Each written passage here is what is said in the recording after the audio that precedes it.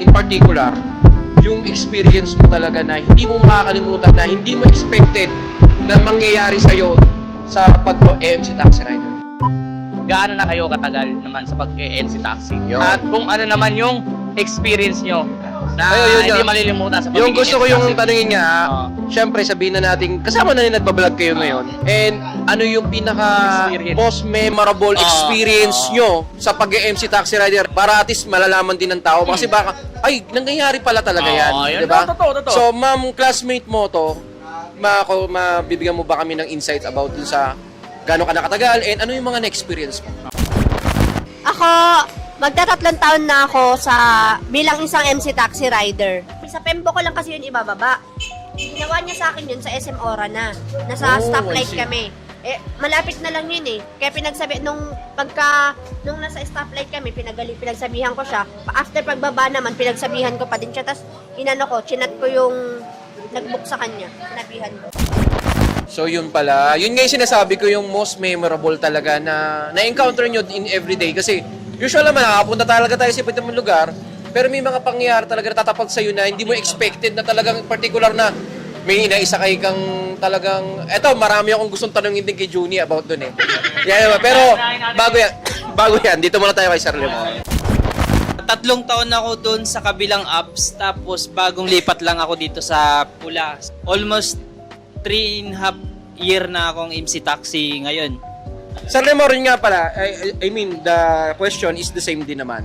So, since ikaw lalaki, and may mga chance din ba na, eto, baliktarin natin, ha? Babae, ito na encounter, merong gumawa ng hindi maganda. Sa iyo ba? Bilang isang MC Taxi. At syempre, medyo, alam mo naman, medyo ma-appeal to si Trope. Okay. May na-encounter ka na ba na isang babae na pasahero na, syempre, alam mo na, medyo hindi normal, hindi mo makakalimutan. So, ganun din ang nangyari sa akin. So, kung sinakay ko, hindi naman siya mabahalatang lasing kasi normal naman siya eh. Nung nasa biyahe na kami, yun na. Muntik na kami na-disgrasya. Okay. Kasi akala ko, nililinaw ko yung yun eh. Yun na. So baka biglang kumaliwa, di ba gano'n? Yun na, bigla kaming gumiwang. Nililinaw ko kasi may mga nanonood sa atin na gusto, ano yung yun na? Yun na. Oh, may nangyari Yun ba? na nung... Ayun.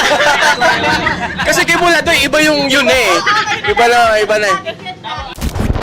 Nagulat ako, tapos pagtingin ko sa pasahero ko sa likod, yung ulo niya, baling-bali na talaga. Ganun na. So ngayon, ang ginawa ko, nag-emergency, kaliwa agad ako, emergency stop. Okay. Tapos, kumaliwa.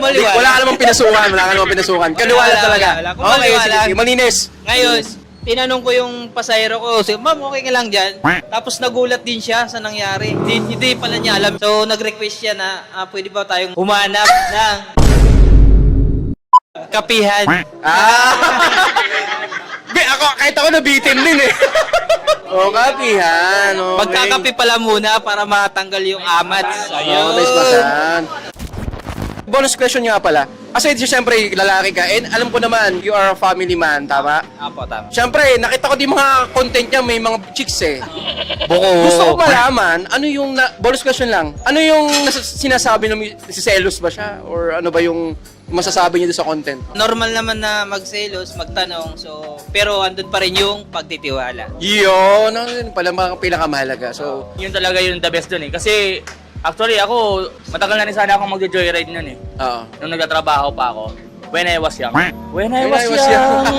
Shut up! Yun nga, nito lang ako nakapayagan ni Mrs. Then, yun nga, natiwala lang namin talaga. Pero, nagsiselos nga talaga yung mga Mrs. Yun ang number 1 na kalaban eh. Okay, saan totoo naman natin yung gusto mo lang tanungin. Yun nga, kaya ko sinasabi yun, kasi dito may exemption eh. Ay, biro lang. Okay. Tawagin na, si Junie! Junie, yan!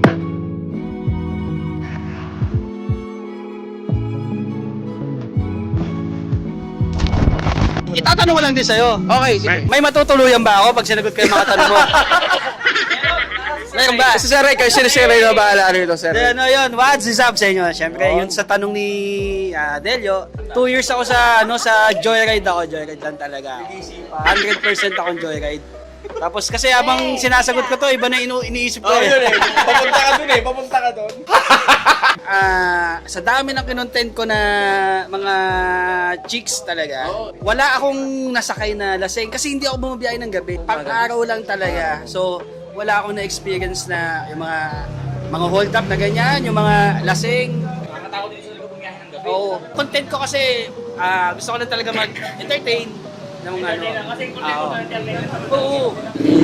Mukha lang talaga akong chick boy sa content ko. Paano masabi? Pero nakita nyo naman kung tatapusin nyo yung content ko, wala kang kumbaga, yun. May respeto eh, no? Mga content ko naman, walang script yun, kilala nyo naman ako. Oo, kayo. On the spot yun.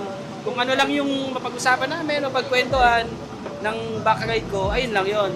So yung kagaya nung kay Sir Lemor tsaka kay hindi ko na-experience kasi yung gabi sa akin, sobrang dalang. Sobrang dalang kong bumiyahe ng gabi kasi hindi talaga ako pang naggagabi. Siguro mga 5-6 na uwi na ako. Yun nga yung sinasabi natin sa mga tao na nakakapanood sa atin. Akala nila yun talaga yung natural natin. Di ba, lininaw na it's pure entertainment lang naman. Entertainment na walang halong scripted. Tsaka unahin ko na yung tinatanong niya na kung legal ba sa asawa ko. Kasi shoutout sa'yo, ma. Yun, no?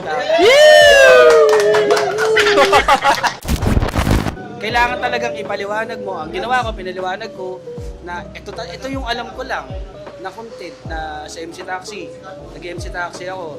Kasi ayoko nang bumalik sa content dati. Ngayon, nakakapag-content na ako ng pang out of town. And capable ka na, ha? Shoutouts capable people. Capable na. Capable ka na mag-vlog. So ngayon, yung content ko na talagang main content ko, MC Taxi, kaya legal ako kay Mrs. na mag-content ng ganon. Pero syempre, may limit. May limitasyon talaga. Dapat Hindi naman kailangan, no? Lahat ng bagay may limit lang. Hindi pwede na, alam mo na gusto ko nung sakay mo, papatulan Tulan mo. mo, no? Syempre hindi. Experience ko rin yung ganyan nag-MC taxi ako. Yung kwento mo sa may Gen 3, meron akong nakasakay na ganyan. Umahawak sa akin ng ganito. Pero hindi ko siya para patulan kasi pares na kami lalaki.